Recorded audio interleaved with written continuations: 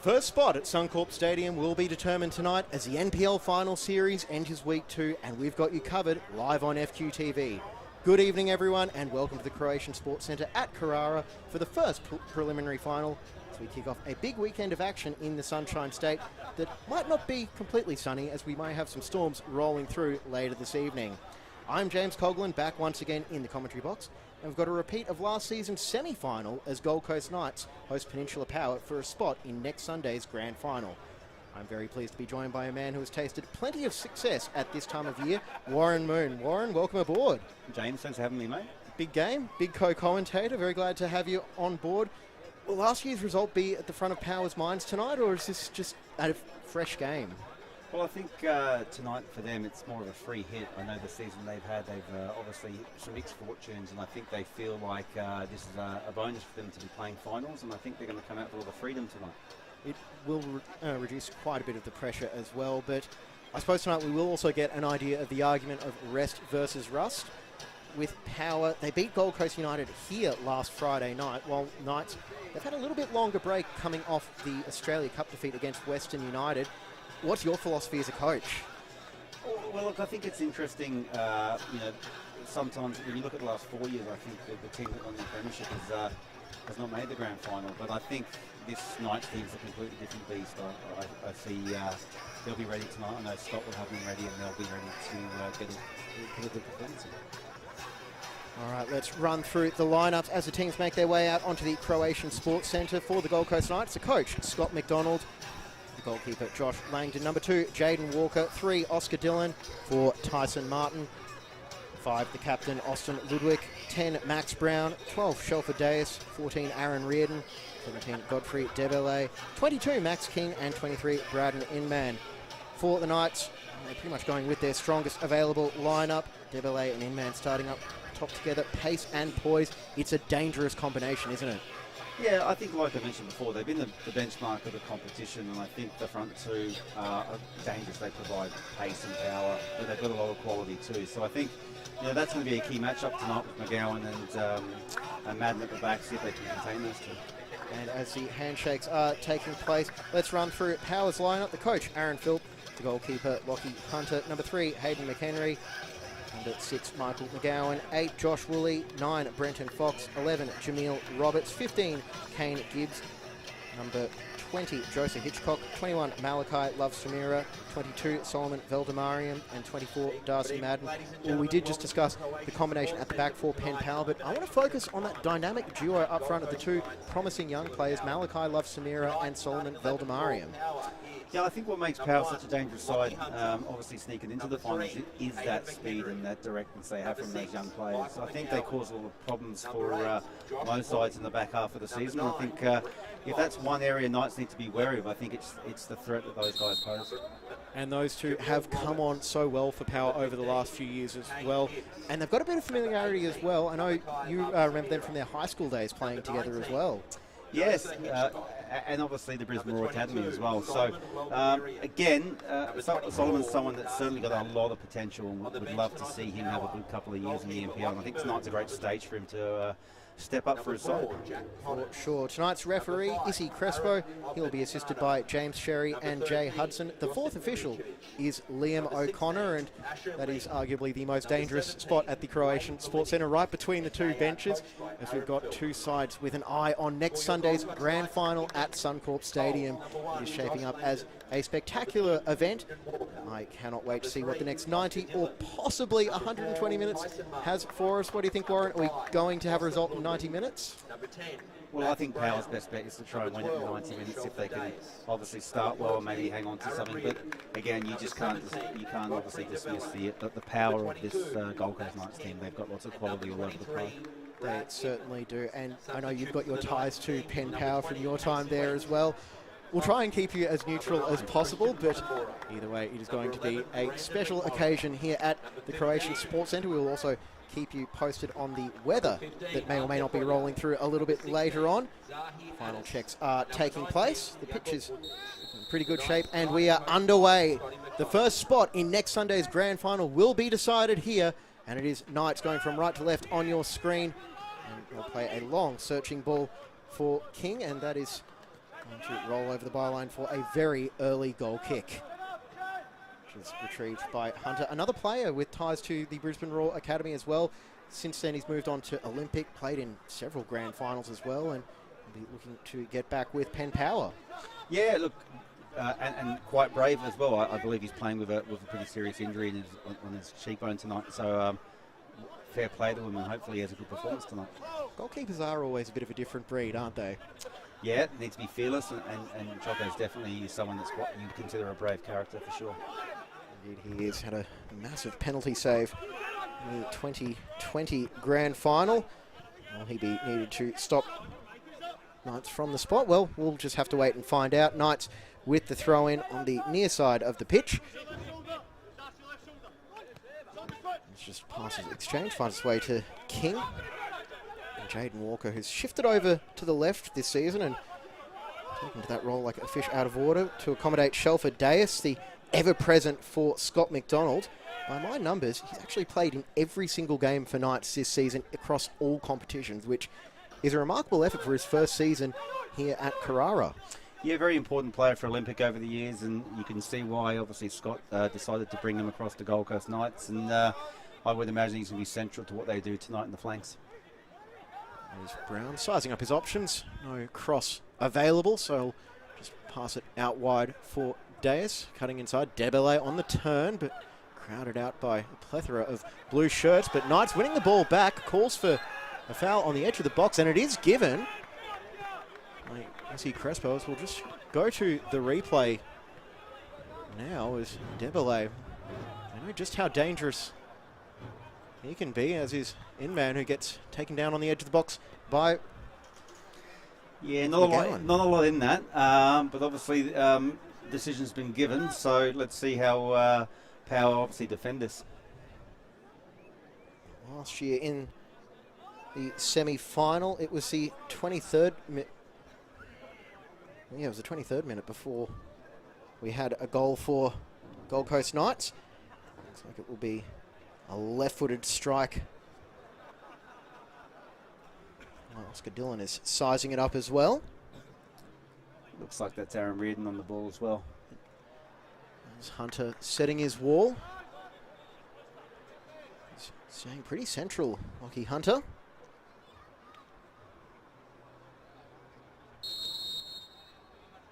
Steps it to Reardon, and he'll drill that straight into the wall, get it back on the rebound, pass it off for Dillon, and here goes Power on the counter-attack as a desperation challenge. And Power will, I think that's a pretty clear idea of what they're going to be trying tonight. Yeah, I think that's a good early warning shot and the threat that they're going to pose on the break. I think that's where Gold Coast Knights would need to be well set up and make sure they stop any counter-attack with the speed that Power possess. I'm just noticing as well, at the bottom of the screen, McHenry is very high up the pitch as Power will play it around in their box. Launching it long, just asking a little bit too much of Samira, who is decked out in 21 tonight. You may recognise him normally in 18, but changed jersey number. Here's Veldemariam. And it looks like Power set up with Josh Woolley as one of the front two tonight, and Solomon's obviously sat a bit deeper, so that's obviously something that they haven't probably gone with in the last few weeks. So interesting to see how that one develops. Indeed it is, and a free kick now for Power as Fox, who is upended. Driving run from Veldemariam. Ludwig was the guilty party off that late lunge. A chance now for Power to strike from the set piece. It will be Josh Woolley to take. Langdon setting his wall. He's got Martin, Ludwig, a couple of others lined up in there. Up steps Woolley. He'll take the bending effort and a diving save. Well done by Langdon to get down because that was travelling. That was a great save from Langdon there. Obviously, Josh Woolley, there was no doubt he was going to take it, and he got a clean connection on that, and a fantastic save from Langdon.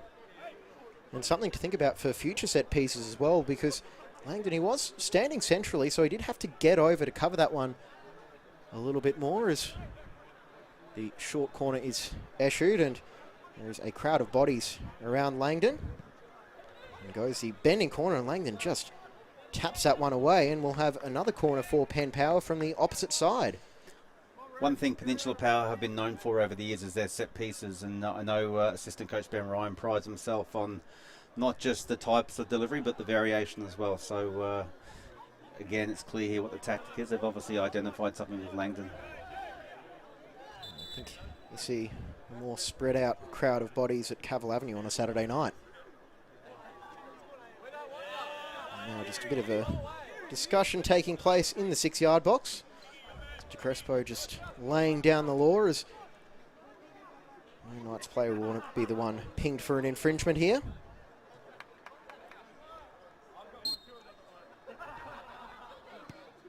And goes a lofted delivery, and it was an attempted Olympico, but Langdon was able to watch that one sail over his crossbar, and will be now a chance for Knights to launch it back down the other end of the pitch. Yeah, that's a shame. I think Power needs to make the most of every opportunity they get tonight, and especially set pieces, so I think they'll be disappointed with that one.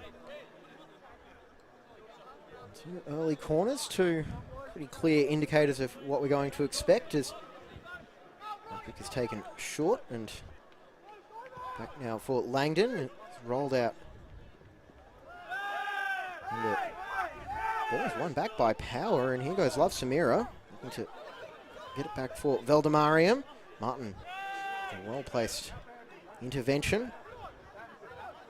Tyson Martin, I remember him as a central defender for Brisbane City, and a misplaced pass falls for Love Samira, and tried to play it for Woolley. Back it goes for McHenry. Thought about the first time cross, and some intricate little play for Penn Power. Veldemariam along the byline.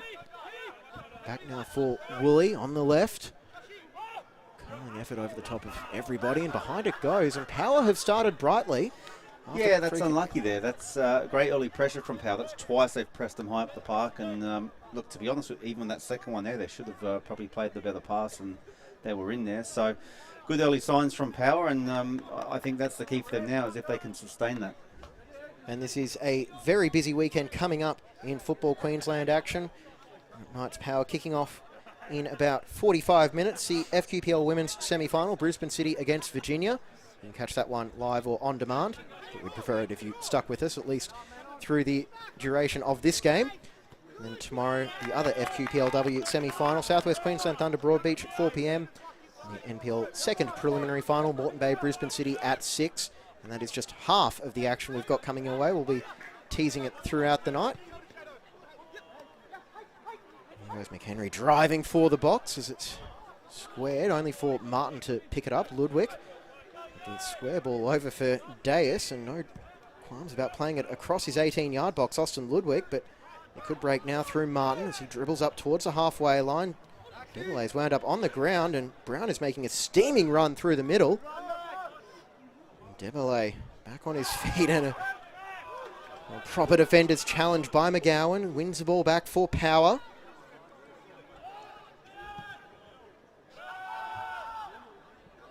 Foot race for Love Samira, and he will win it enough to keep it in, but take it over the sideline for Power throw. Last touch came off Knights by the looks of it. Yeah, again, great work there from Power on the counter attack, and Malachi again, he's going to offer that all night, that threat and behind, and he's done a great job there to win his side of throw-in in the attacking third.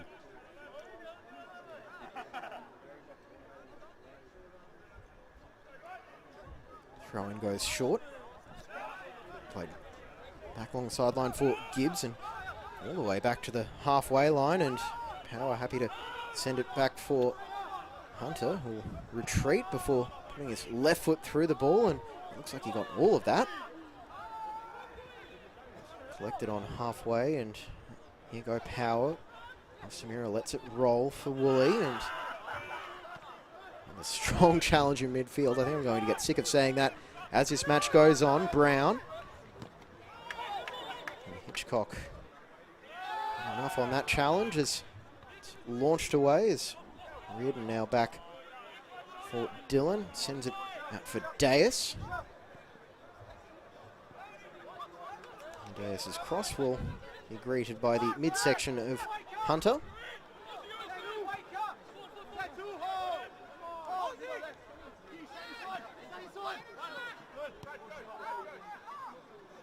Knights just happy to sit back and allow Power to accumulate some possession.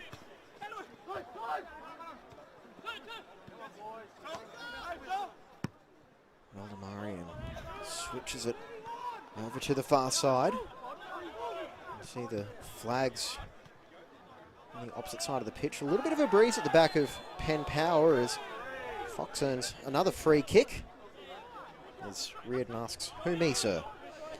Well, 10 minutes in, it's been a great start to the game for Peninsula Power. I think they'll be the happier of the two sides. But we obviously know the quality that Gold Coast Knights have. So, you know, there was a snapshot before when Max Brown broke through the middle. So, you know, they've got to be wary of that. And the big question now is Power, a great start, but can they convert their early dominance?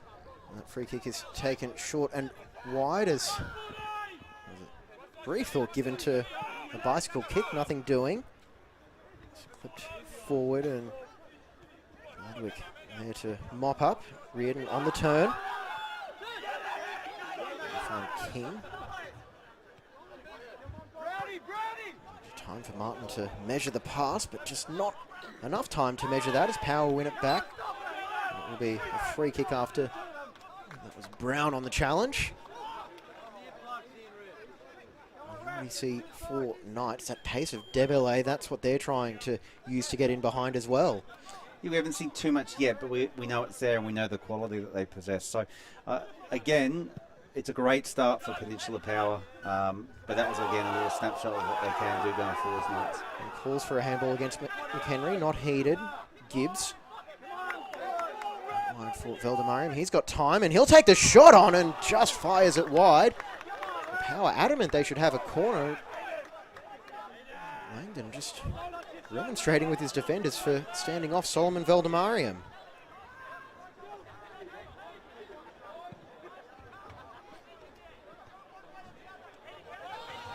And back we go to live action as that goal kick makes it all the way back to Hunter.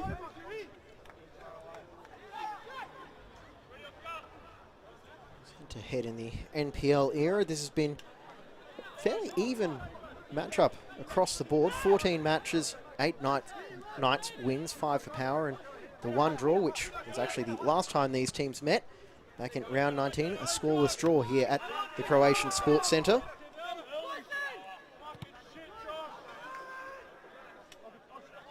It's interesting, the matchup early on. It looks like both sides have set up, you know, to cancel each other out. They look like they're matched up shape on shape at the moment. And the only difference right now is Power just look a little bit sharper to the ball. Obviously a little bit crisper with their passing. So Knights just need to, I guess, get a grip of the game at the moment. It's just a little bit lethargic, a bit slow. And that may come down to the fact that they are coming off 10 days rest off what was a very draining game against Western United, funnily enough, on a stormy night at Carrara. Yeah, maybe, that's right. And, you know, they were fantastic that night and unlucky not to get something out of the game. I thought they really did do credit to Football Queensland. Shot taken on by Debele and well saved by Hunter. Sorry, Warren, but that was a fizzing shot from Godfrey Debele. As we said, the threat at the front too, and Godfrey did brilliantly there to turn and get a good strike away. We've just got to watch this turn again, fashioning space off the cut, and that one was travelling. No time for Hunter to think too much. Corner taken short, crossed into the box, and man, so close to nodding that one on target. It's a chance. And those are the ones you've got to make count in a match like this as well. So on the Brad's quality, you would have expected them to hit the target from there. Indeed, and you can see the travelling Power supporters have set themselves up in the corner of the Croatian Sports Centre. Always vocal Blues Brothers, or Blue Brothers as the sign says. I wonder if the S got wiped off for trademark. Well, they're a well-supported club, aren't they? They obviously vocal up there and they travel well. So you expect them to be making some noise tonight. And we know that whichever of these sides qualifies for next Sunday's grand final, they're going to bring a vocal contingent to Suncorp Stadium as well, which is going to be an awful lot of fun for all involved. I think one of the lasting memories of recent years was Gold Coast Knights in their first grand final when they travelled to Perry Park. So scenes like that at Suncorp will be great to see. Yeah, I remember there was the shot of the Knights fans getting off the bus, but to get off the bus at Suncorp, they'll have to get their team onto a win, and Veldemariam with a couple of arms around Reardon there. Bit of a cynical challenge, and Martin optimistically tries to take that one a good 15 metres ahead of where the foul occurred. You're right, and clear foul, but again, it's good intention from Peninsula. They're getting in the face of the Gold Coast, disrupting their play, and they've had some success picking up the ball high up the park. And trying not to give Martin a whole lot of time on the ball as well. Hitchcock with a crunching challenge, and a couple of players are down now. I think it was actually Martin falling off the challenges. We'll just check the replay here. Hitchcock flying in, nothing overly malicious. It was just a heavy collision. Just a collision. Hopefully both boys are all right. But again, it's just the pressure Peninsula are putting on the Gold Coast Knights team in the front third, middle of the pitch there. It's been a good start for them, like I said. But the key for Gold Coast Knights is just to obviously stay patient, because you know they're a good side. They're going to find their rhythm and they're going to get their moments in the match. And anyone who has listened to one of my FQ broadcasts before, you'll know how big a fan I am of that hard tackling, marshalling number 6 as well. You think of players like Eric Partaloo, Matthew Flamini, or even for the Matildas in the last World Cup, Katrina Gorry and Kyra Cooney-Cross. How important is someone like that in a match like this, where it is going to be a big tactical battle? Well, I think, in regards to Hitchcock and Reardon, who are playing the role for both teams, they both possess that quality. And in regards to, obviously, Gold Coast Knights, I know that Max Brown, one of the key players in the competition, loves to make those runs in those pockets of space. So it'll be a big job tonight for Hitchcock to obviously make sure, one, he's doing his job defensively and disciplined, but two, when he does get it, he uses the ball well. And the players are now back up on their feet and have made their way over to the sideline. Looks like Martin is the player for Gold Coast Knights, and potentially Jamil Roberts for Power as almost found its way to Debele, but instead it will find its way into the back fence. Just over a quarter of an hour played here, and mentioned Power, it's been a bit of an up and down season for them. 9 wins, 7 draws, 6 defeats, sneaking into the finals after the change prior to the last round.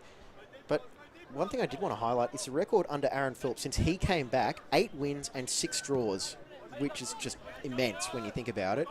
And just a massive turn in fortunes for Penn Power. And he's got Ben Ryan still there as well. Look, Ben and Aaron together have been a successful combination for many years, but Aaron's done a fantastic job since he's come back in. He's obviously Power through and through, and he's come and he knows what the club's about, and he's obviously turned around the club's fortunes. And I know we had a top 4 into a top 6 and whatever happened there, but I think it's exciting that they're playing finals football, and it's great to see this kind of spectacle tonight, because they're 2 good teams, form teams of the comp, you'd say.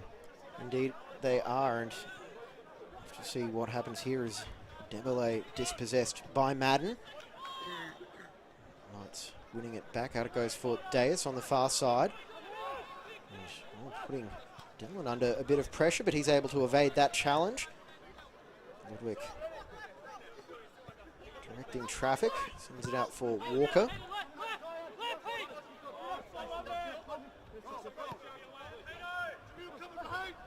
Jaden Walker is able to go for a run. Not a noted goal scorer at Jaden Walker, just the 1 goal this season in round 16, but could be an option here in the boxes. Inman wants to play the through ball for Deus. Intercepted by Power, but not completely dealt with. Veldemariam.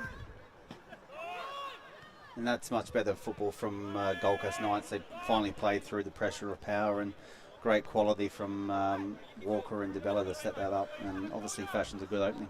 And that would be the encouraging sign if you're Gold Coast Knights, and perhaps a little bit troubling for Penn Power, is Knights, maybe they're just needing a few minutes to shake off the rust, because the passes are starting to stick, although that one didn't, as was cut out. Look, I think that's the key to the game. How long can Power sustain this pressure that they're trying to apply on Gold Coast Knights, and that's going to be the key battle. Pressure could be on here with Love Samira driving into the box, taking the shot on and straight into the midsection of Langdon. It was 3 players on the break for Penn Power. Again, the threat and the break from Love Samira. He's done very well in those moments to obviously look in behind and get the ball to his feet. Crunching challenge in midfield from Hitchcock that was a little bit too crunching as Hitchcock just threw the ball at Martin, who was on the ground. And now the medic has been called out just to assess the Gold Coast Knights number 4. Martin has certainly been on the end of a couple of stern challenges. They know how dangerous he can be. Yeah, I mean, I'd have to see it again. It didn't look like a bad tackle, but obviously Martin's in some pain, so it's obviously been connected. Well, he did have that earlier incident where he fell into the legs of, I believe, Roberts. So it could just be an accumulation of contact potentially from him.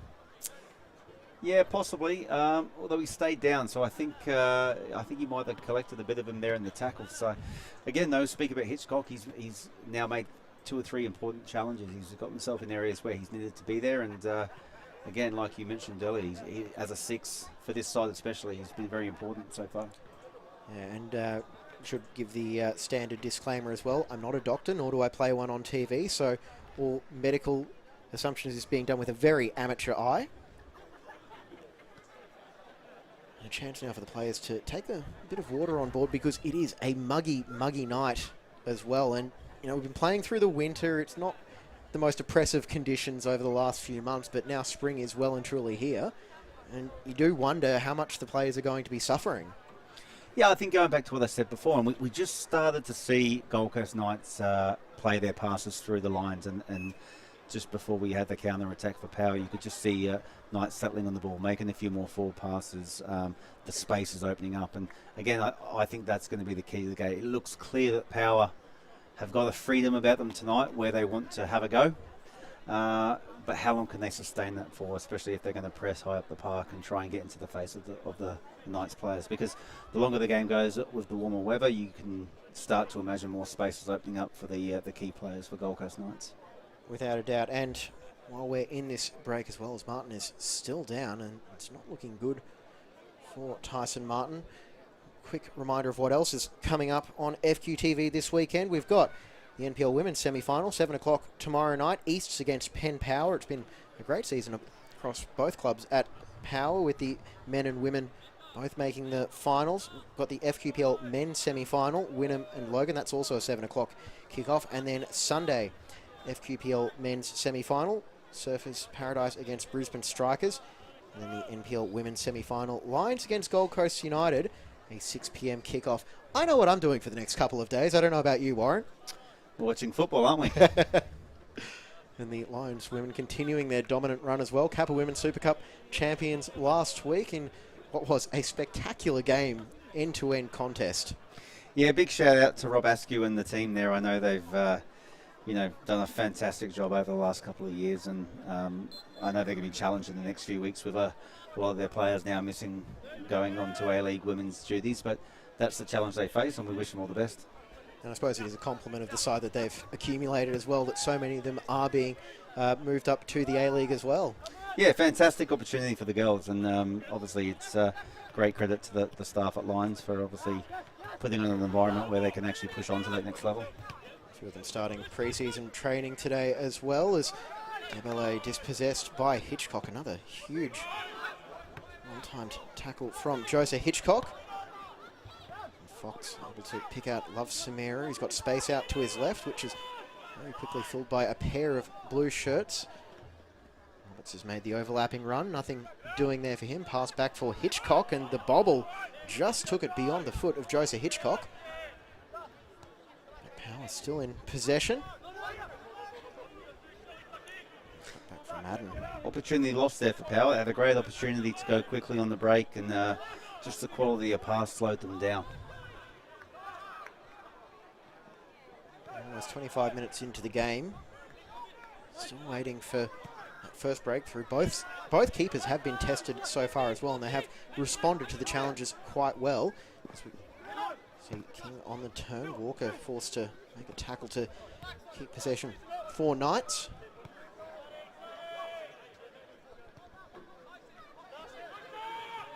Dayes back for Martin. Yeah, Brown and Power looking to cut up the passing lanes into the box and headed away well by McGowan. And another hard challenge, and Ludwig is going to go into the notebook. Austin Ludwig First player booked.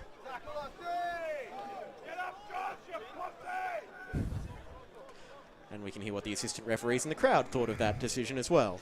Look, definitely a free kick. But again, I like the intention from the Peninsula Power in the counter-attack there. They're obviously looking to go quickly. I think they feel like they've identified an area where they can exploit them in the break. Malachi's looking to run in behind early, and Woolley there is obviously looking to try and play an early ball for him. Ludwig, first player into the notebook, his 10th booking across all competitions this season. Doing a central defender's job, one might say. Yeah, but a standout player in the competition. You know, he's been super impressive this year under Scott McDonald, and, you know, obviously a player that might be knocking on the door for another level if he continues this level of football. Some might have even voted him their player of the year, and he picked up an award for that the other week. So, recognition for Austin Ludwig. Ball over the top is collected by Langdon. Measuring those passes, that's going to be the story of the next 20 plus minutes as we're moving on through the first half. Croatian Sports Centre. James Coughlin and Warren Moon bringing all the action on FQ TV.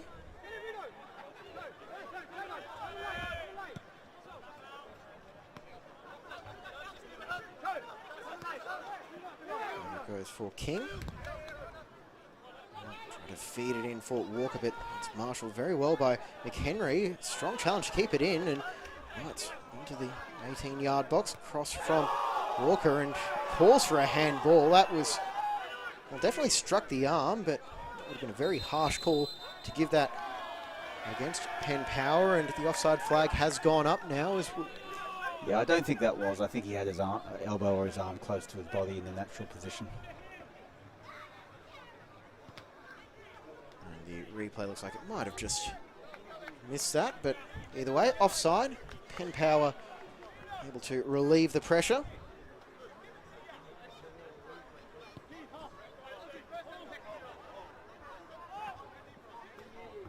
That is an interesting spot for Hunter to be in with the support, shall we say, from the bar area at the Croatian Sports Centre right behind him. Yeah, and I'm sure they'd be very vocal as well. All polite, as is the case with any football ground, right? I think the Croatians are very passionate people, which is what you love to see. It brings a lot of flavour to the competition. Indeed. As the reigning champions look to book a spot in their third NPL Grand Final. Won it in 2019, they won it in 2022. For the first time since 2017, this will be an NPL Grand Final that won't have Olympic in it. Yes, that's right. You know, obviously I've been a part of the start of the competition between Lions, Olympic, Gold Coast Knights and Peninsula Power. They're 4 well-performing clubs over the last 5 or 6 years. So it'll be interesting to see. I know Brisbane City and Moreton Bay have had fantastic seasons, and it's going to be great to see what the outcome of that one is as well. Yeah, Moreton Bay, the surprise packets of 2023 under Cameron Miller, as they look to return to the grand final as well. Their last one was 2017, which they lost to Western Pride. They won it off Geordie Farina's spectacular free kick in 2015. Yeah, they have been the surprise packet this year, but what I would say is they've been brilliantly coached. I've been super impressed with Moreton Bay and how they've set up, and you know, I've really enjoyed watching their journey this season. They've deserved everything they've got. Indeed, and the Golden Boot winner, Marquez Walters, leading the line. Interestingly enough, the leading goal scorer for Knights, Ante Polyak, he's on the bench, so that's a pretty impressive impact sub to call on if needed in the second half. He is the set-piece maestro for Knights. Lots of quality in this Gold Coast Knights team, and I think when you look at the bench, I mean, pretty much everyone on that bench will be starting at most clubs, so it's a great luxury for them to have, and you know, that will be probably a big difference in the game to call upon that quality when needed.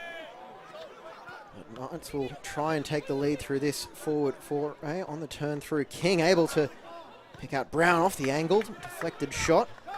It goes out wide for King to retrieve. Move that cross through the back post. Hunter confidently punches that one away. Falls now for Inman, and Desperation clearance from Roberts as it goes all the way down for Langdon. Almost in line with Austin Ludwig.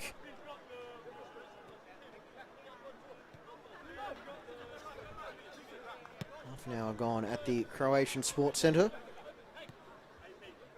Still waiting for that breakthrough. It's been a tense preliminary final between Knights and Penn Power, but plenty of chances for both sides as that cross is able to find Walker on the edge of the 18-yard box. Back for King. And he'll cross it to the other side of the 18-yard box. Martin to turn it out for Brown, and Debele, oh, what a save. That was not a lot of reaction time on offer for Hunter, and Debele with the snapshot.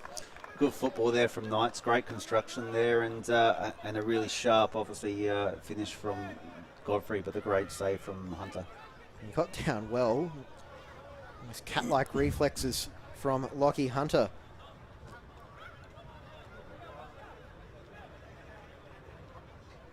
Mainstay for Aaron Filt this year, Lockie Hunter. Cross for Ludwig to head back into the 18-yard box. Could fall now for Dylan with the cold effort. Martin clips it up in the air, punched away. Onto the penalty spot. Debele chests it back to goal. Shot by Brown, deflected away, and Knights really starting to ramp up the pressure. King dribbling for the ball on it. It's well done. He's able to fashion a little bit of space from a tight angle, and it's squared across the box, and it somehow evaded a foot. I do not know how that happened, but Knights still piling on the pressure before Valdemariam gets back and just launches it. Not out though, so Knights are able to come again. Walker will recycle it all the way back for Langdon. Yeah, this is a great period for the Knights right here. They're in control, starting to fashion some chances, and yeah, Power just have to stay tight here, stay with them, because it feels like Knights are just starting to get on top. Debele squares it. Martin, he'll take on the shot from range, and at full stretch, Hunter turns them away again. Brilliant again from Hunter there. That's a top-class save, that one, and a great strike from Tyson. And he hasn't had a whole lot of space in this area of the pitch tonight, Martin, but with two players bearing down on him, he was able to get the shot away and earn Knights another corner. Yeah, you can just start to see spaces opening up now for Knights, and like I said, Power need to be careful, try and stay with them here, because you feel like the momentum is shifting. With the cross beyond the back post, again looking for Debele off. The second ball cleared away by Love Samira.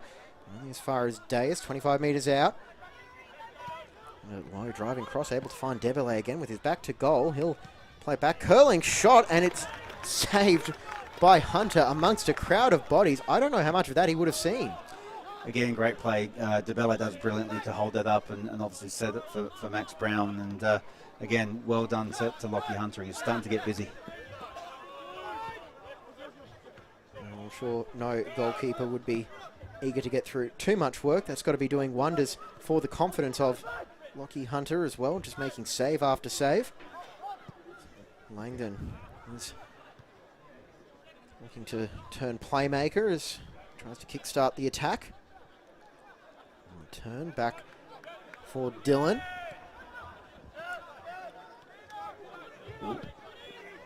Just a bit of a heavy touch from Langdon, but he's able to recover. That ball is played out for a throw-in. Walker just stealing a couple of metres, as is he and pretty much every footballer nowadays is wont to do. That's want with an O if you're closed captioning this at home. And tracking back well is Gibbs to win the ball back. And just look for that long ball in behind, and Love Samira so close to getting that one under control. Well, it's still on. The opportunity's still there, but obviously now they're getting pinned back a little bit more, Peninsula. So when they do get those moments, they've really got to try and put it into areas to give Love Samira a chance to try and get something off it. And if he does get a favourable matchup, he can win those one-on-one deliveries, but he might have to track back on defence here as it finds King. Walker just flooded space, reared and closed down by Love Samira as He evades that challenge. And space now for Martin in the 18-yard box, dribbling towards the byline, looking for the cutback. Hitchcock, not a great clearance, and Inman just fires it over the crossbar.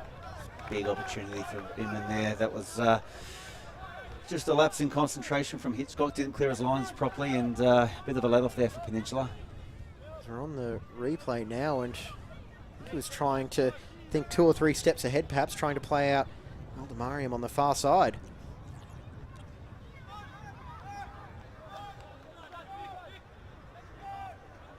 Knights, in the last 5 minutes, really starting to turn the screws now as they look to take an advantage into half-time. Yeah, that's right. I think obviously the last 5-10 minutes they've been the better side. So again, Peninsula, for their own personal selves, they want to try and stay close here, try and keep it tight. Because you're just starting to see these spaces now opening up for Gold Coast. And here is some space for Debele in the box, cutting back, watch very closely, but he's still able to get the square ball away as Power deal with it and get it to Veldemariam. He evades one attempted challenge and he'll drive forward, look for the beautiful through ball, and the offside flag has gone up against Woolley. That would have been a very close call for the assistant on the near side. Well, it was absolutely brilliant play there from Veldemariam, the way he just was able to skip away from his marker, and the great ball inside. Really unlucky there from Peninsula. But again, that's the warning signs for Gold Coast Knights. That's what the threat of Peninsula is tonight, and fortunately on this occasion the offside flag came to their aid. And it was on replay, I think, a fair call as well. It looked like he might have been a step or two ahead, but we don't have the fancy offside lines like they get in the Premier League. Yeah, it probably looked like he was just offside. So again, they got away with one there, but obviously that's the threat that Peninsula pose, and that's what they need to keep trying to work towards, find those moments. We'll defer to the assistant on the near side. He was a little bit closer than we are. Goes for Walker. I mentioned this a few times this season as well, but Jaden Walker is shifted from right back to left back with the, I suppose, almost retirement of Matt Schmidt, despite the fact he's only about 26 or so. Two very good players, Matt Schmidt and obviously Jaden Walker, but Jaden's technically very good, and I don't think that's going to affect him or the team too much, and as you can see, very comfortable on the ball and connecting with his players ahead of him. And some pressure on Roberts, who's able to get it away up the sideline, which is collected now by Knights. Debele, he's getting more involved as this half goes on. Walker, as he's only able to towards the byline. I think that was going out for a goal kick, but potentially was going out for a corner because Madden played it over the sideline. And no, oh, there we go. It is a Penn Power throw-in. Got myself caught in my own sentence structure there. Again, good play from Debele. He's obviously becoming more influential as the game goes on. I think that will be concerned for Power about the ease in which they're trying to find him in good areas of the park now.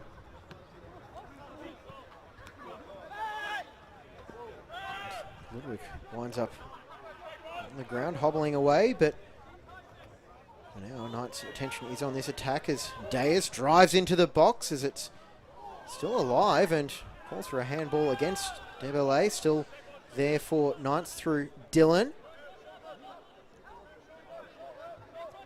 We have a couple of extra minutes to be added on at the end of the first half as well, because we did have the stoppage for injury breaks required for Tyson Martin.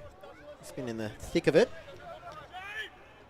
King cutting back on his right foot. Can he find space or perhaps lay it off for Inman? Out it goes Deas as he'll just square it back towards the spot. Debele straight at Hunter. Another huge save by the Power shot stopper. Still alive though for Knights as Rocky Hunter is pretty much all it's standing between Gold Coast Knights and a 3 or 4 goal lead. Out wide it goes now. Deas, Knights need to break down their right. It goes Debele in the box, and even when he's getting the ball with his back to goal, Godfrey Debele, he's proving to be an absolute handful for the Power defenders as Veldemariam using his strength to try and hold up Knights, and he did very well to earn the free kick. Yeah, I mean, that was brilliant play again from DeBella. He's becoming more and more influential, and Knights are really showing their dominance here. Like I said, it's really probably key now. 5 minutes here for Peninsula to try and stay in the game, hang tight, and try and get to half time with their goal intact. And I think right now just about every Penn Power player owes Hunter at least a pat on the back. Probably nothing stronger until we get to full time, but he has been immense for them, just stopping shot after shot. Yeah, he's been excellent. He's probably done a fair bit more than Coach Aaron Philp would like him to do, but obviously he's been the key reason they're still in the game here. And ball through for Love Samira, and he can only play it off Langdon, and there may have been a few optimistic shouts for handball, even though I'm pretty sure that was contact inside the box. No, I think that was excellent keeping there from Langdon. He's done really well there to obviously assess the situation. He's come early, he's been confident, and he's done a good job. That he did, and behind it goes for a Penn Power corner.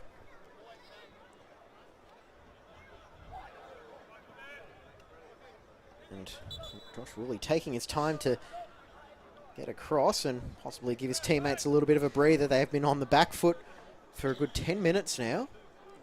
Yeah, spot on. I think that's exactly what it is. Give them a breather, set it up properly, see what they can work from the set piece here.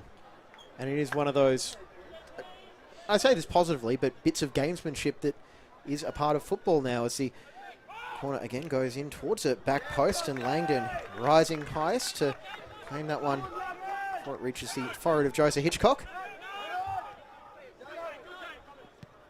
And Power starting to press a little bit higher. Here is Walker, and to beat that press by playing it over the top for Debele. He's stolen a step, and Godfrey Debele driving towards the post, looking for the cutback. It's still there. Braddon Inman blocked. A great stop by Madden. That's really unfortunate. It's brilliant play again from Gold Coast Knights, and only for the desperation of the Power defenders there has kept them, obviously again, kept the goal at bay. And from that range, Braddon Inman, you would have thought he would have been automatic, but desperation wins out in the end. Darcy Madden, a huge intervention, and could that prove pivotal as we approach half-time? Yeah, I mean, again, there's still time before the break. There'll be a bit added on, you'd imagine, but I think it's so important for Power to hang tough here, stay tight defensively. They're a bit open, and just then it was just too easy with the turnover to get the ball away. So you give Knights too many opportunities, they're going to punish you. Woodwick sends it back for Langdon.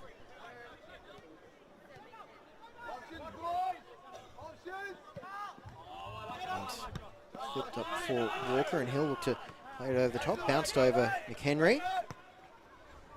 Debele again hitting the afterburners, and heavy touch took him towards the sideline, and Madden with another well-timed lunge. Not quite as impressive as his last one, but it still got the job done. Yeah, it's been a good battle, that one. Obviously Godfrey's starting to influence the game, but Madden's done well, obviously, with some good defending late on in the piece. I'm not sure if that one will be officially counted as a shot on target, but it does wind up in the hands of Hunter. Rolled along the byline. Hunter to the ground. Debele starting to ask him to hurry up by closing him down. Hunter away in plenty of time. I think it's important. Yep. Offside flag. Just going to say that it just starts to look a bit ragged here from Peninsula. They need to just tighten up. They're a bit spread right now, and you just feel like they need the half-time more than Gold Coast. Yeah, you are starting to notice just those passes are a little bit more wayward.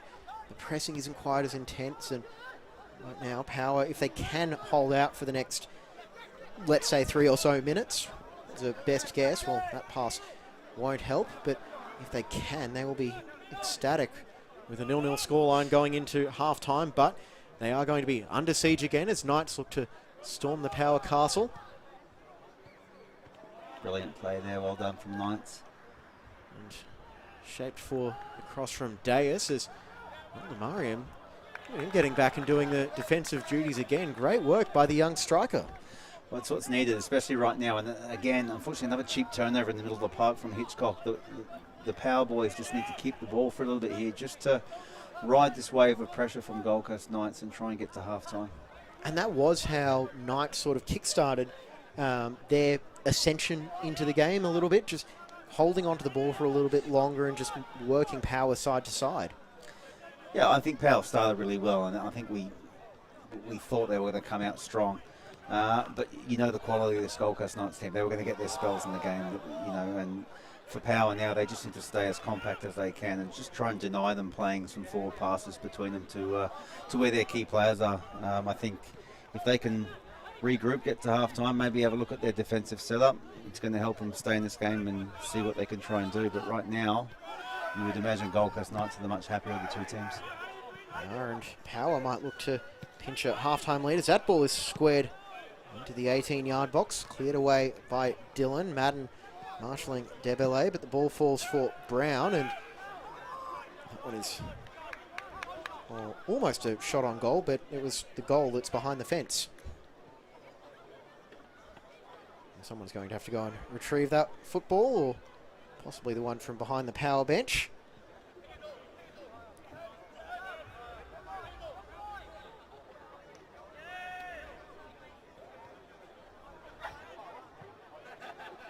Goes Love Samira as he'll drive towards the box, not try to get on the turn. Instead, he'll play it back, and Martin stifles that Power run, but still Visitors in possession.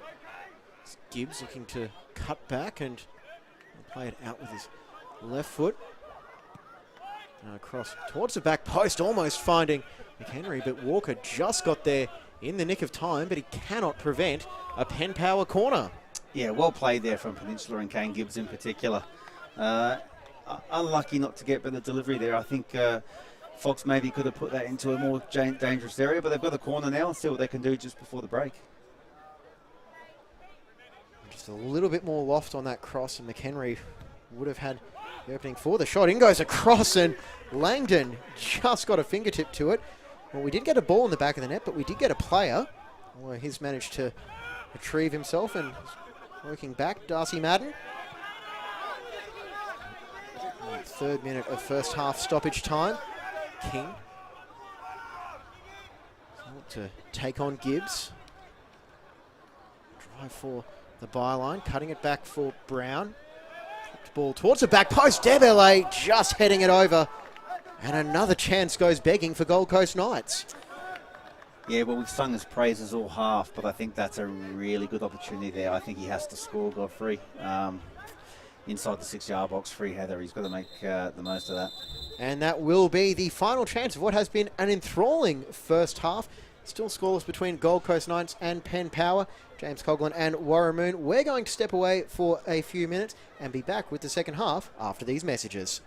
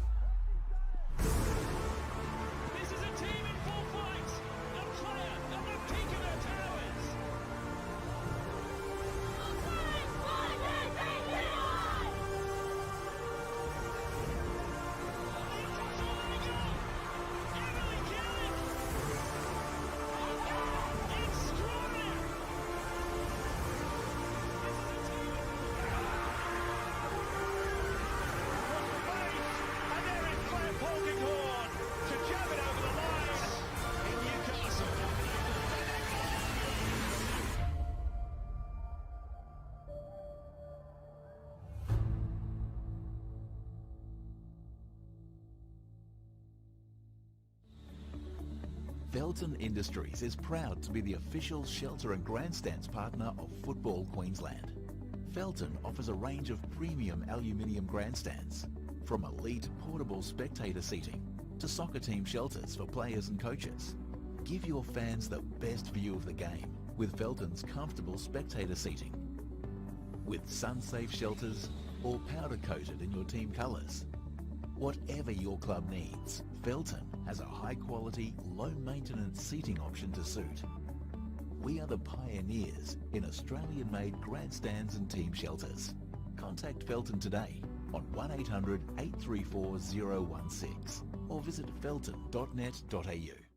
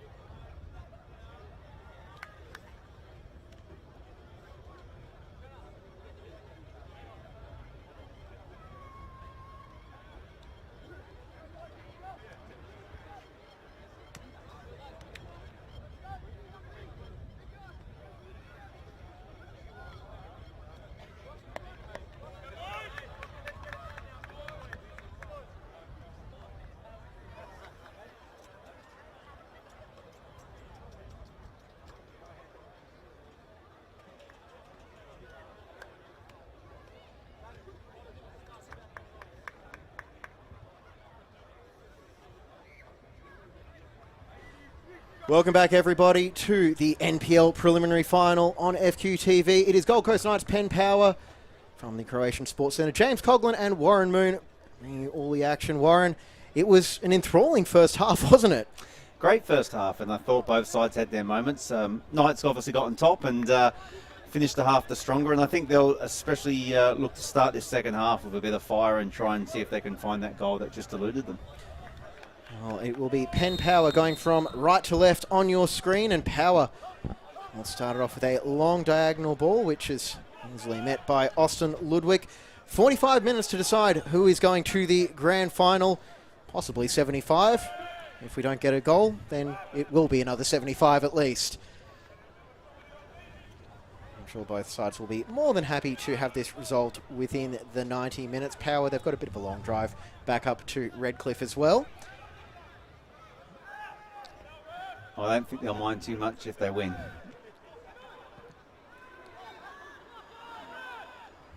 Now looking to put the early pressure on as McHenry to get the turn dealt with by Ludwig as it's launched away, but right, looking to play in Debele.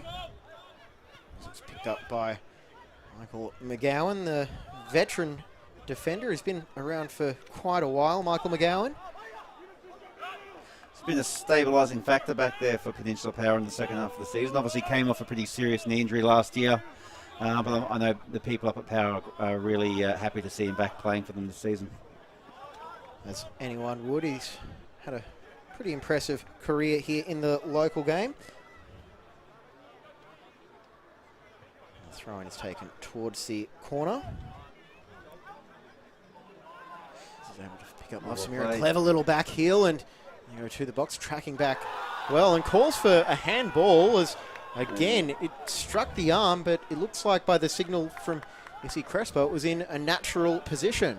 Well, he had a great position to see it, so you'd expect him to get this one right, but it did look... No, I don't think you can give that, can you? I think it would have been incredibly harsh if he did, but again, that's why I'm the commentator and you're here as the expert, Warren. Throw in towards the corner flag. Back for Hitchcock and for Deus. And the offside flag has gone up against Love Samira. Debele wanting to waste no time by hurling that one back for Dylan.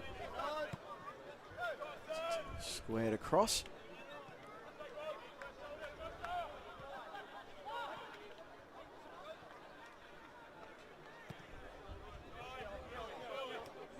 Bringing that one under control, and outside of that patch just to the left of halfway, it does look like a pretty decent pitch. Carrara as Hitchcock, another massive interception, and Power looking to go on the break. The Knights player is still down,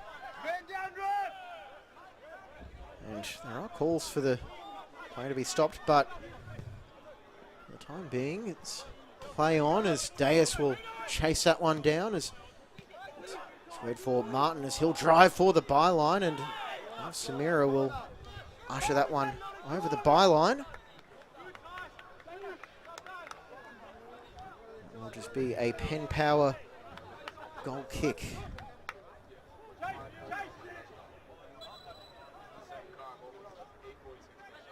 just waiting for something to take place. Same visuals you do at home.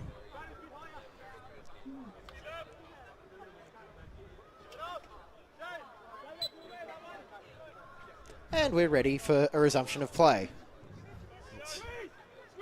Short pass exchange, and Debele putting the pressure on, and a mistake at the back gives Knights the lead. And who else but Max Brown there to pounce 3 minutes into the second half. Well, I'm really not too sure what to say. He's had an absolutely fantastic game, but I think I want that one back again right there because in the context of the game, that's a really soft goal to give away. And, well, Knights have been knocking down the door in the closing stages of the first half, and well, it probably wasn't the prettiest of build-ups, but what a finish it was from Brown to bury that one into the bottom corner. Yeah, great finish from Max Brown, and that's what he does best. But like I said, that's in the context of this game, that's a really soft one to give away. Now, advantage Knights, obviously, they were in control in the back end of the first half, and they've obviously started the second half well on top now. They have, and that was the goal they were looking for. Max Brown, his 10th of the NPL season, and his 7th career goal against Penn Power, which in the head-to-head meetings between these two sides, Max Brown is far and away the leading goal scorer. The next closest player has 3. Max has been absolutely fantastic in the local league for the last couple of years. Obviously, one of the premier midfielders in the comp, and that's what he does best. He gets forward, he's involved in the play, and he scores goals. And the Knights fans seem to have found their voice as well, as they look to spur their team on for a quick-fire second goal. This is going to be a difficult period now for Power. They've really got to obviously regroup. That's going to obviously be a bit of a confidence hit, the goal, obviously conceding so quickly in the second half. But again, they need to obviously regroup, stay close here and look to try and create their own chances and get back in the game. They will, and for Hunter, who was so strong early on, he's just going to need to shake that one off. Well, it was a big delay, and we're not sure why. And I don't know if it was a lapse in concentration on the restart, but it was a delay we weren't aware of. But yeah, I'm really not too sure what he was doing in that moment. Yeah. And Knights will get the throw in, much to... Is it a free kick, perhaps?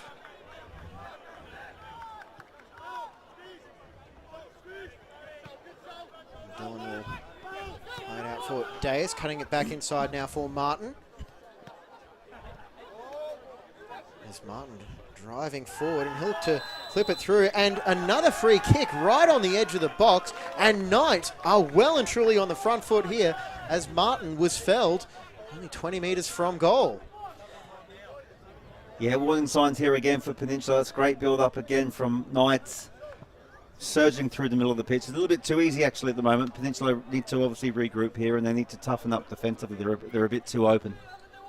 And just clarifying as well, that stoppage from earlier was for a player injury, but all is well that ends well. Thanks to our sideline reporters for that. Now, it's not really a great spot for an angled free kick, so you wonder if Dylan is planning on just leathering this one and seeing if he can get the power on it to beat Hunter. He's got a decent strike in them, Dylan, so I'd imagine this is going to be more an effort of power, I'd say, than obviously placement. A bit closer than his goal in the 2019 Grand Final that also was from a free kick, but always a fun sight seeing a central defender for a free kick. Here is Dylan, he'll drill it, and another huge save. Still alive though on the follow-up, cleared away by King. Great save there from Hunter. Obviously that'll do his confidence the world of good after the goal. That is an excellent response for the power shot stopper. Mariam forward, but unable to get on the end of that as Ludwig gets it to Deas. We were waiting for that breakthrough, and now the game is looking like it's about to start opening up as Brown almost got a little bit creative. And Reardon will spray that one out. I don't know if that was exactly what he intended, but it found its way through to Martin. And Walker will play that one. Yeah, Knights on top here. You know, Power have to do better in those moments. Fox a bit too casual on the ball there. Cheap turnover, and it just allows Knights to camp in there at half and apply the pressure. And from a coach's perspective as well, I know it's probably one of the more obvious things to say, but you're thinking now, we've got to get a second goal if you're Gold Coast Knights. Well, I think their confidence will be high, so I think they're already automatically thinking that. But if I'm the opposition right now, I'm thinking about just, you know, what changes can we make? There's a lot of tight legs starting to appear. They're a bit more open. They need to stay in the game here from a Peninsula perspective. But for Knights, I think they're just more of the same. In goes a corner, and it's headed in by Dylan, and Knights have their second 5 minutes after taking the lead. Oscar Dylan, he was denied from the free kick, but he wouldn't be denied from the corner. And Knights have 1 foot in the grand final. And it was just an out-muscled situation right on the goal line. Madden arguing that Hunter was fouled, but not a whole lot of protest from the Penn Power players. No, it was a good delivery, and Oscar Dillon too strong there. Great header. and it's going to be a long way back now for Peninsula. 2-0, and it's a deserved lead for Gold Coast Knights.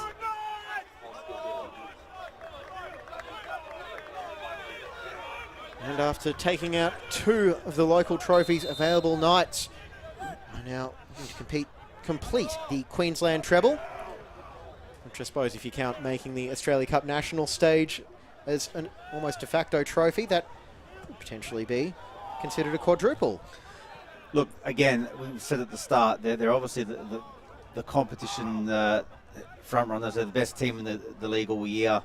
They thoroughly deserve what they've got this season. You can see tonight, when they've needed to turn up the gears, they've been able to do so, and they're well worth their 2-0 lead. It has been a professional performance from Gold Coast Knights, as now they'll to cut out that pen power attack. Hitchcock is pushing back as that makes it back for Hunter. He'll throw it out for Roberts.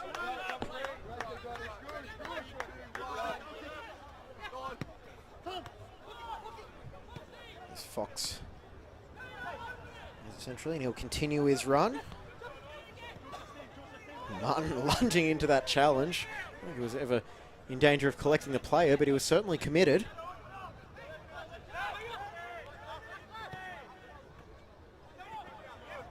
Fox unable to find a way through Brown, and Debele will go on the attack, and Hitchcock just hacks him down, and there's going to be a yellow card for Joseph Hitchcock. Yeah, and all the momentum's now with Gold Coast Knights. I mean, that wasn't probably the smartest tackle from Hitchcock. Yeah, it was 2-on-1 in their favour. Didn't need to do that, but he just feels all the momentum's going Knights' way, and this is going to be a difficult period here for Peninsula unless something changes. They are very much on the back foot, pen power, and right now you're almost thinking, is it just a case of damage limitation and just holding on? Because again, if we're going to go deep into the cliche book, 2-0, most dangerous lead in football, but it's not going to do them a whole lot of good if they go down 3-0 in quick succession, as that ball is too far in front of Brown, who had ghosted into the box. Yeah, but I think, obviously right now it's up to the coach. It's up to Aaron now. He's got to try and find a solution or find something that's going to cause a different problem to Gold Coast Knights. Because right now, they're well beaten. The momentum's against them. The crowd's lifted. So I think change needs to happen, and they need to obviously pose a different problem now for Gold Coast, because if it stays this way, it's going to be, it's obviously going to be a win. It's going to be a convincing win for Gold Coast Knights. Indeed, and it was a convincing win in the semi-final last year.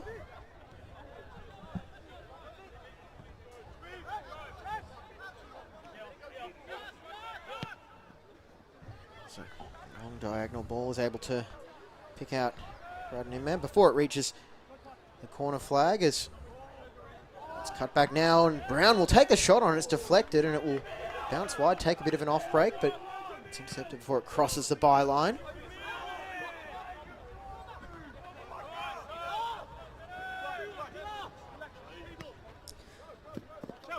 Deus on the cutback, watched closely by Fox. Martin.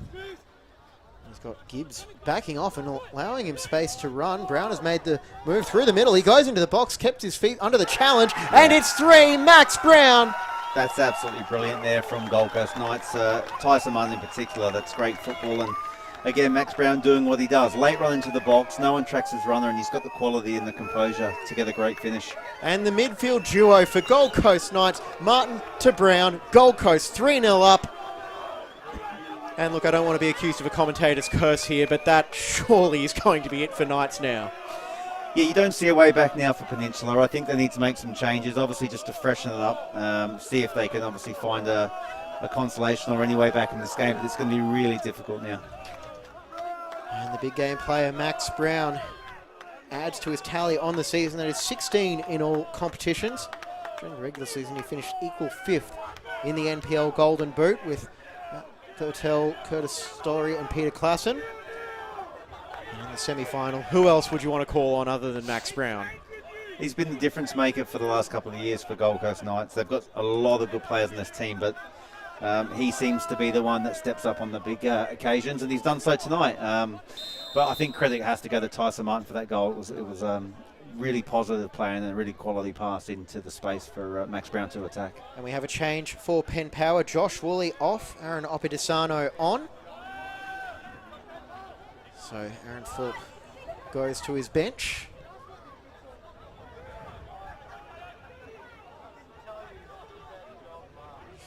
Keeping an eye on where Opidisano will fit in, because I imagine that would also precipitate a formation change as Walker goes into the fence. I think Solomon or Wildermurray will play higher up the park. He started in the midfield, so it looks like he'll partner Love Samira up front. And it might just be a shift up the park for the midfield three behind.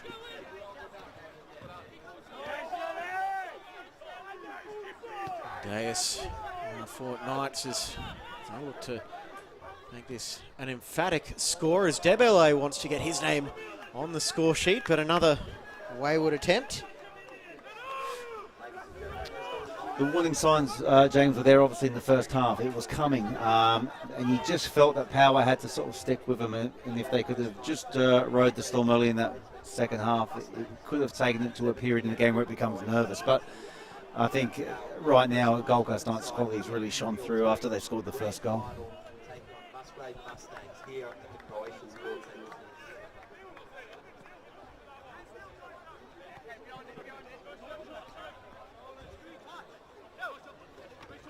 Deus there, and I can also see Milicevic on in 13. Well, I think that's the right thing to do. Get fresh legs out there, see if they can change the course of this match. It's difficult as it may be now, but I think fresh legs is what's needed for Peninsula. Otherwise, it is pretty much last chance saloon, as Martin will go on another driving run. He's dispossessed. Ball picked up by Gibbs.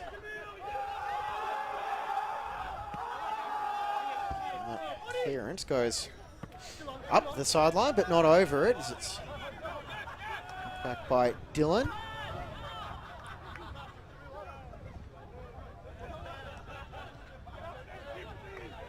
And that is just a correction. It is actually Josip Milicevic on for Josh Woolley. Apologies for the mix-up. So Milicevic will slot into midfield, push Veldemariam a little bit higher up. Have to have a word with the sideline reporters, I think. That's right. But you're right there. Milicevic is obviously a natural for the more deep lying, so he'll come in there, and Wildermurray will go higher up the park. Well, that's one thing that has, I suppose, been the big question about Solomon Veldemariam, is what is his most natural position as ball goes in the box. Brown looking for a hat-trick. He's got it. Max Brown, a hat-trick in the semi-final, and Gold Coast Knights have a 4-goal lead.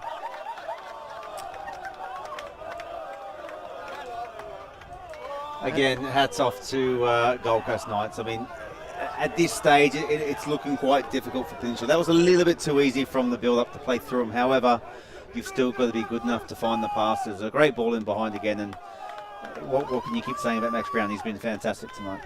And he's found the runs, and Power, they have their way back to the halfway, and they'll just have to wait for the Knights' celebrations to cease. But what I was actually about to ask you as well is, with Veldemariam, the good and bad problem to have with him is he can fill in a couple of different positions. You wonder what his best one is. Is it a striker? Is it a winger? Is it a number 10? That versatility is useful, but what is his best role? Look, for me, I think he could be a very good player in this league as a number 9, a striker. He's shown for Peninsula he can do a good job in that attacking midfield role, but I think, wherever he is next year, I think he'll be best utilised as a striker. And if the night for the Penn Power defence wasn't tough enough, now comes on with fresh legs Ante Poliak, with 16 goals to his name in all competitions this year. it's a great luxury to have when you've got that quality on the bench. And as I said, they're not going to be required to change the game tonight, but obviously it's great to get some of their bench players out in the field.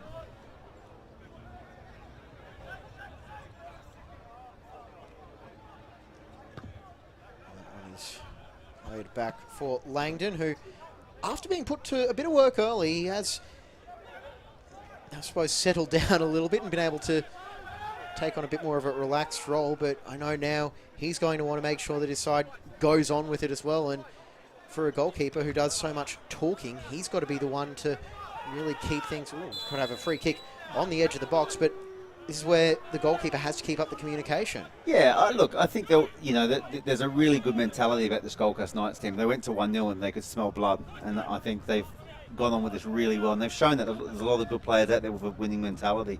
But they can enjoy this now. They can enjoy this next half now because they know they're going to a grand final, and it's a case of enjoying the moment. The fresh legs will come on. They want to impress Coach Scott McDonald, and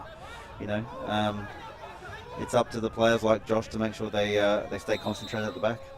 Fox steps up to take the free kick, bending effort, and that will help Langdon's confidence as well. A good save to tip that one away. So check out the replay.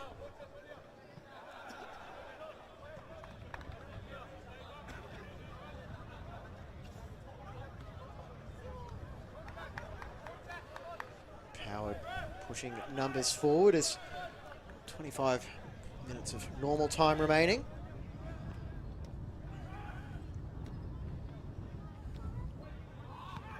Cross can't get by the near post, but still almost fell for Fox from range. Hitchcock with the wide chip towards the goal, and it's dealt with by Knights. Martin, the clearing touch.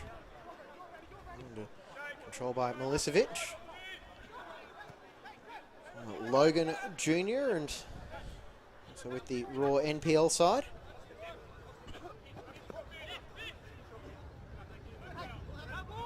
So was brought along to play under Chris Grossman and later Owen Baker has made the mid-season move to AJ Kelly Park, and great intervention by Walker. Yeah, again, I have to say I'm really impressed with the mentality of Gold Coast Knights, especially the way they've started the second half, and they've really shown what a quality side they are. So going from missing those chances in the first half, but sticking at it, and then showing the mentality to go from 1-0 to 4-0, it just shows great quality and belief in this team, and they really have blown Peninsula Power away in the second half. They have, and unfortunately for Penn Power, it looks like it will be a fifth straight Final Four exit for them this season.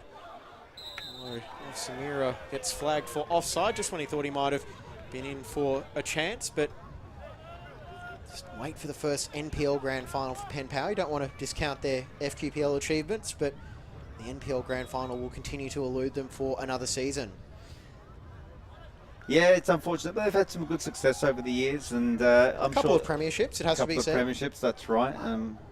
Had some successes, obviously, in the old BPL, but nothing yet that's translated in the NPL. So, but again, they will be very happy that they've got this far. They've just come up against a side today that's obviously a class above.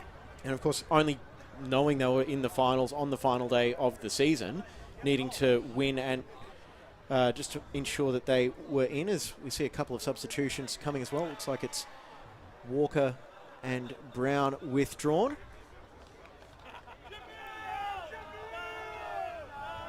Max Brown will be feeling pretty good for his night there. 3 goals, and we've got 2 more changes coming for Power as well, as it's Fox and Roberts coming off.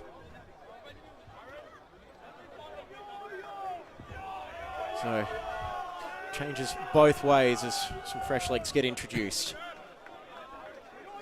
And this is the luxury now, obviously, Scott McDonald has. He can now rotate and rest his key players and give some of his bench players some game time to enjoy this last 25 minutes. Yeah, it's not very often you'd be able to take Max Brown off with over 20 minutes to go, but I think he's done his part. He's done his job, and so has the team. So I think it's a great place for them to be in now. They can rest key players and be as fresh as possible for the grand final next week. And Brandon McMorrow, one of the players introduced. That's played over for Zahi Artis, another one of the substitutes. Yeah, both good young boys that we had at the Raw. Zahi and Brandon. Brandon, obviously a great talent. Someone we had in the Brisbane Raw for a couple of years, and obviously again just goes to show the strength of this squad that someone like Brandon is coming off the bench. So great luxury for the Knights to have. Quick Mick Morrow story. I remember he was playing for the Raw here early in the 2021 season, and he had a great game in what did turn out to be a Knights win 2-1. Marek Mardley with the winner on the day, but Mick Morrow was just all over the pitch that day as well and really showcased what he's capable of. Yeah, he's a great talent. He's got great ability. Someone that, I think I gave him his debut in the Australia Cup for the Raw senior team down in Melbourne last season. Has great potential, great dribbling skills, and again, like I said, for someone like him to be on the bench to come on, it's a great asset for Gold Coast Knights to have.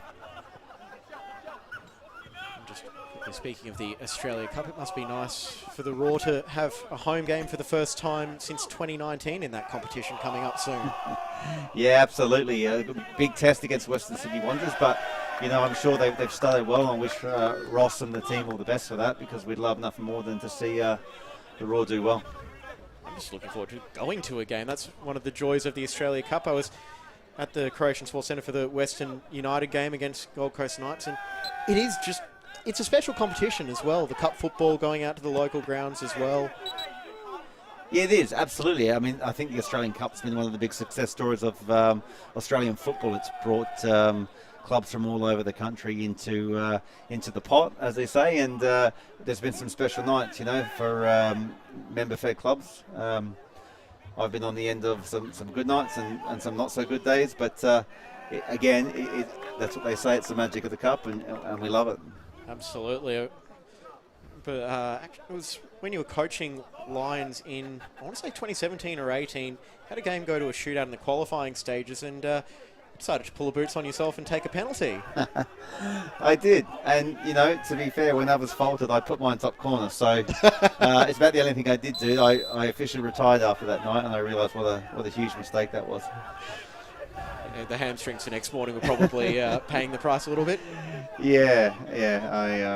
I certainly we were thankful to get through that night and go deep into the competition that year. But that was the last time I think I did that.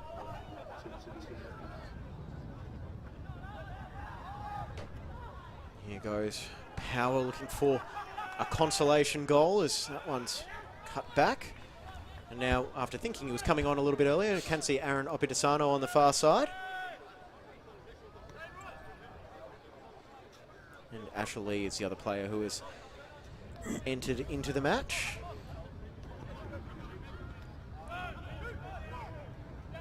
Martin is put under a bit of pressure, but he rode that well. You just feel the sting's gone out the game here. It's a difficult time if you're Peninsula Power. The game's pretty much gone. And you're obviously trying to keep playing to get back into or to try and find some kind of consolation. But the game's up, and for Gold Coast Knights, I think, again, it's just about seeing out this last 15 or so minutes, and it's going to be enjoyable for them, I think.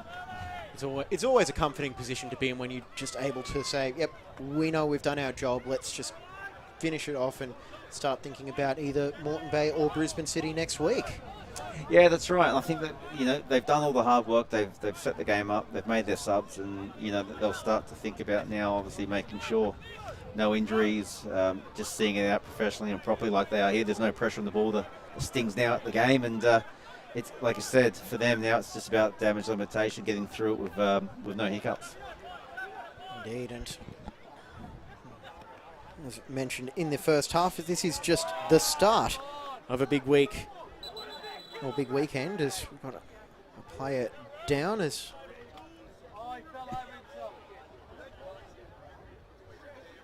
looks like that's going to be another stoppage. But if you are still with us, just a reminder of what's coming up in action now. We've got the FQPL Women's Semi-Final, Brisbane City against Virginia from Imperial Corp Stadium.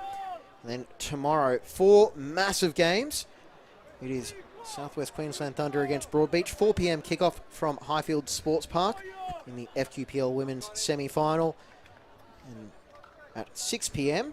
Walter Park is the destination for Moreton Bay, Brisbane City, where we'll find out who will be playing Gold Coast Knights at Suncorp Stadium next Sunday night. As Godfrey Debele makes his way off. Oh, I think this is a smart move. Obviously, getting Godfrey off now. He's been absolutely fantastic tonight, a real handful and a threat, and he's done his job, and I think get him right for the grand final next week.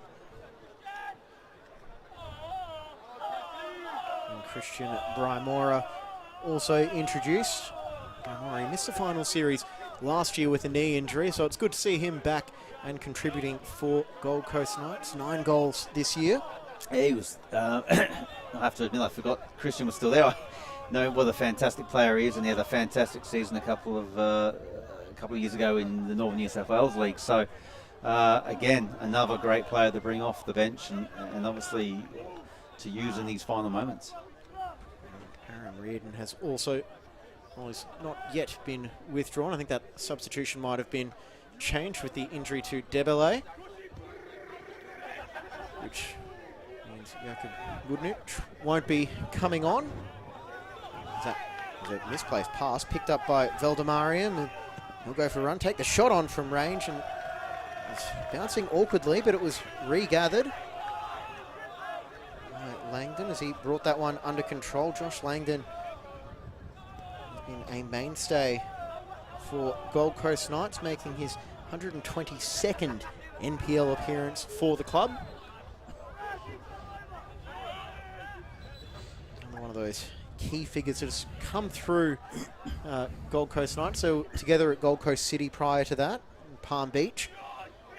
Core of players that has been so crucial for Knights in their NPL run.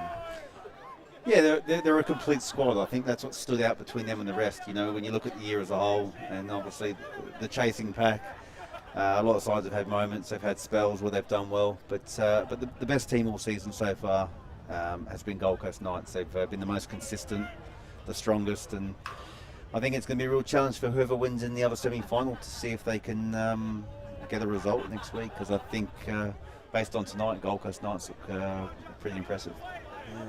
Gold Coast Knights, they moved their NPL finals record with this to 5-1 since 2019, and that is a net score of 14-5 in those finals as well. So they know how to play finals football, Gold Coast Knights, and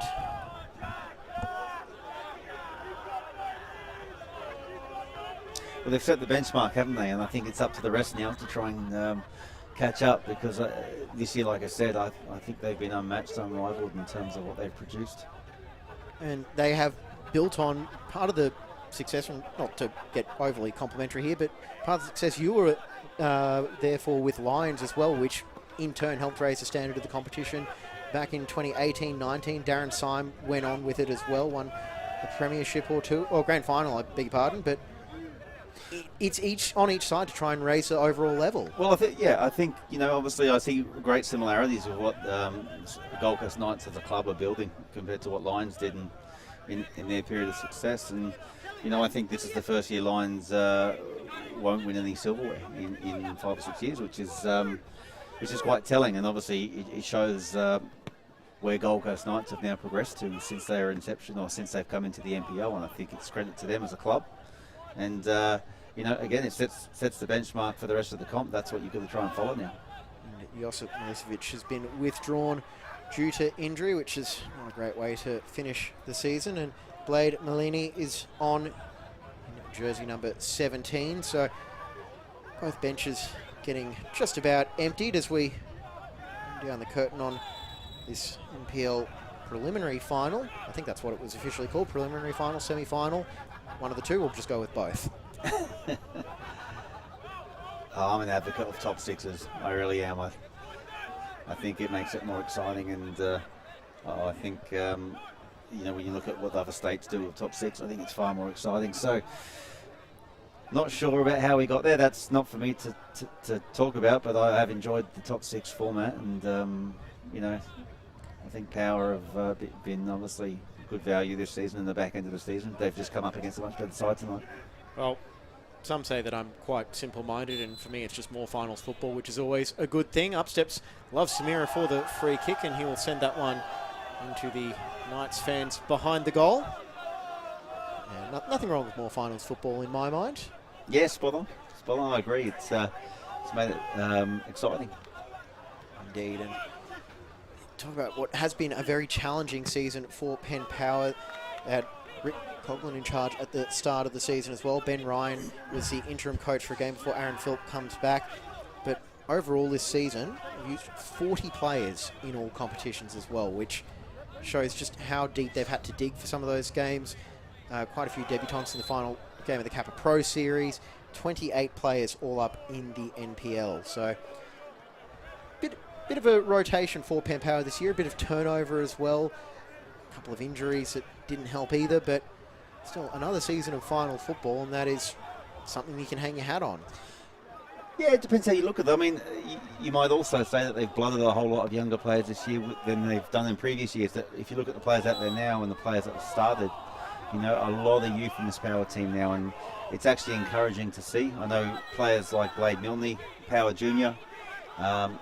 You've got also Jeremy Winlaw, who played first team football for Power this year, a Power Junior. So it's really encouraging signs for Power for the future. Again, they'll look at tonight as an experience about where they need to build for next year, because again, they've just come up against the best side in the league. They have, and there's one thing that did stand out as well. You think back to the side that Power won the premiership with a couple of years ago. How many players have changed from that squad? You look at, you know, that first year they won the premiership, they had Mardley and Pengelly up top, and now it's Veldemariam and Love Samira. It is very much a new generation of players coming through as well, and I don't think they're going to be going away.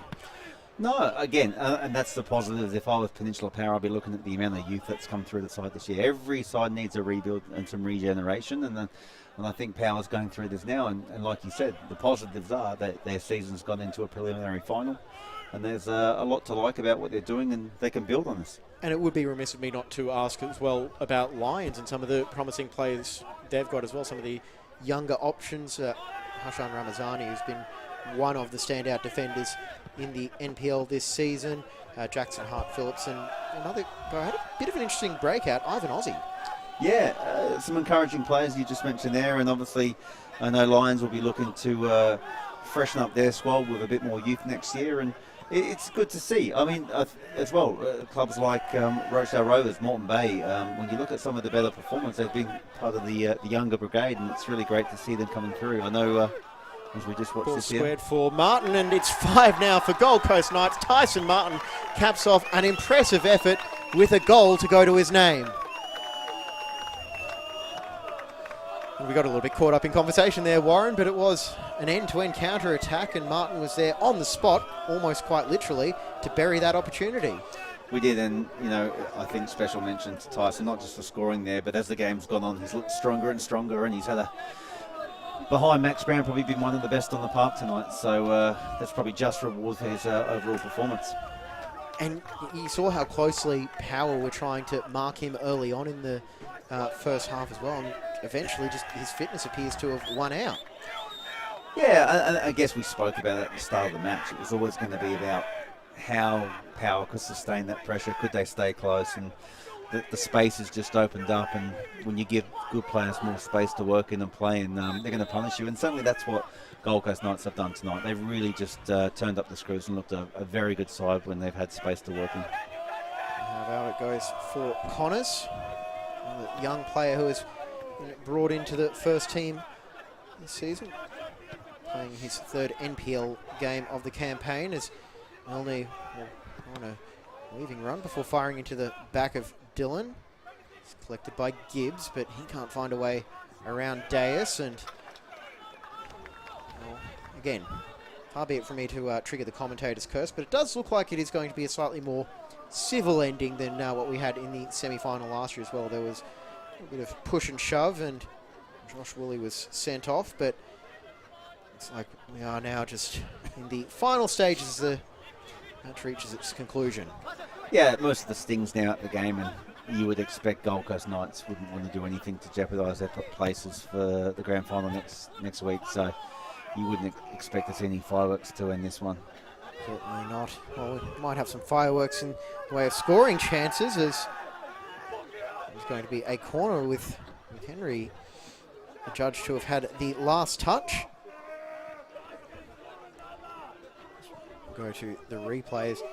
The space is there, and definitely looked like that touch came off McHenry, as some of the Knights players might have been hoping for something a bit more. No, I think that was the right call. Definitely a corner, last touch of McHenry. This has been a pretty well officiated match by Izzy Crespo. Not a whole lot of complaints either way. In goes Polyak's corner, as he'll take the shot on almost directly, and Rymora almost there to pounce on the rebound. Valdemariam with the back heel, and he'll get the pass back, but he'll have to chase that one down as he's going away from goal. 5 minutes of normal time remaining. Opedisano, so he'll let that one run and earns the free kick. Pretty much dead centre, about 25 metres out. Yeah, nice break out there from Powell. Great touch from Valdemariam, and it's good to see Milne, like I said, a good Power junior. I know he was in the early years, he was involved in the Young Raw Academy, and but he's a Power local, and it's great to see him get his opportunity tonight.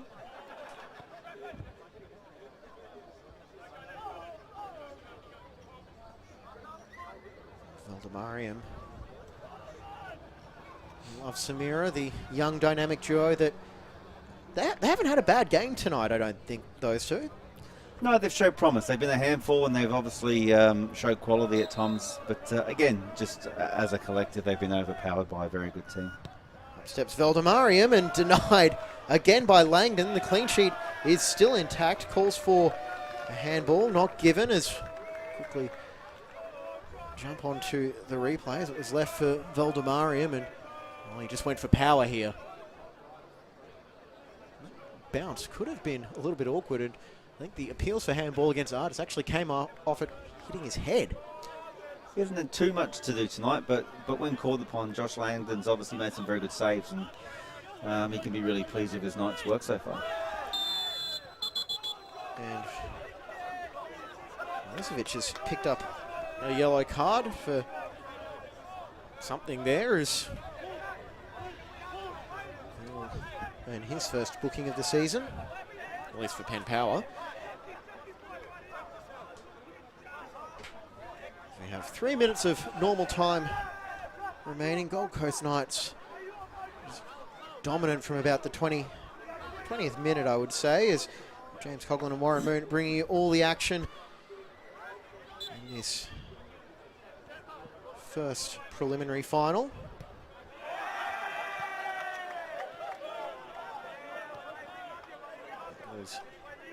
Right forward is Budnich. And that one is squared away for a throw-in, as Mr. Crespo was just looking around, making sure there wasn't meant to be an offside flag.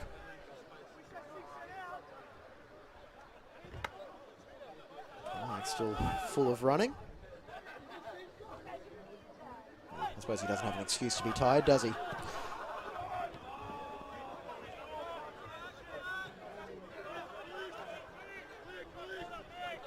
Well, it's just the last knockings of the game now, and obviously, like I said, the sting's gone out of it, James, so it's going to be interesting to see the other semi-final. And well, I was about to ask you about that. Moreton Bay, Brisbane City, pretty exciting teams coming up. What are you expecting from that? Look, I really do believe that momentum is key. I feel like Brisbane City would have gained a lot from last week, and I know they've got the firepower and the quality to obviously get through, but you know, Moreton Bay have just impressed me all year, and at home, you know, I think with vocal support, if they can get through, I think they could really cause some problems for Gold Coast Knights. In their own way, they obviously play a slightly different way of football, and I think that if they're well organised and well structured, they might be able to cause a few problems for Gold Coast Knights. And one player who I've got my eye on, outside of Marquez Walters, of course, is Joe Scott. He's got a wicked left foot. That could have almost gone a little bit wrong, as Dylan had to fling himself to the ground to get out of the way. But for Moreton Bay, it's Joe Scott. He's got that set-piece delivery. He was huge for Southwest Queensland Thunder in their grand final in 2020. And just that sort of delivery could prove to be pivotal in a game that does look like it's going to be pretty much a toss-up. Yeah, I think it's just going to be a good game all round, and it depends on what narrative you're looking for. It's going to throw up some excitement. I mean, as much as Joe Scott's a good player, and he certainly is for Moreton Bay. I mean, Noah Maroney's been a breakout player for Brisbane City this year as well. So some good young players on both sides, good players, well coached both teams, and it's going to throw up its challenges. As much as I'd love to see Moreton Bay do well, I mean, the idea of a Brisbane City Gold Coast Knights grand final from a support and colour perspective would be wonderful to see at Suncorp. As long as we can get those pizzas in. That's right. It's the idea of a pretty historic club like Brisbane City, who probably haven't made finals lately. And a 5-star performance from Gold Coast Knights makes them the first team into the 2023 NPL Queensland Grand Final. A hat-trick from Max Brown led the way, while Oscar Dillon and Tyson Martin pitched in with goals of their own. For Penn Power, an up-and-down season comes to a close. Warren, it was just dominance from Gold Coast Knights as well. Yeah, it was. I mean, like I said, Peninsula started the game brightly, but I think class shone through in the end. And, the benchmark team all year, Gold Coast Knights, premiers and thoroughly deserved winners tonight, and obviously going to be the hot favourites next week for the final. Indeed. We've got a full weekend of action coming your way on FQTV. And we cannot wait to see who will be joining Gold Coast Knights in the grand final. I'm James Coughlin for Warren Moon. This has been a Double Take Sports production for Football Queensland. Have a good weekend. Good night.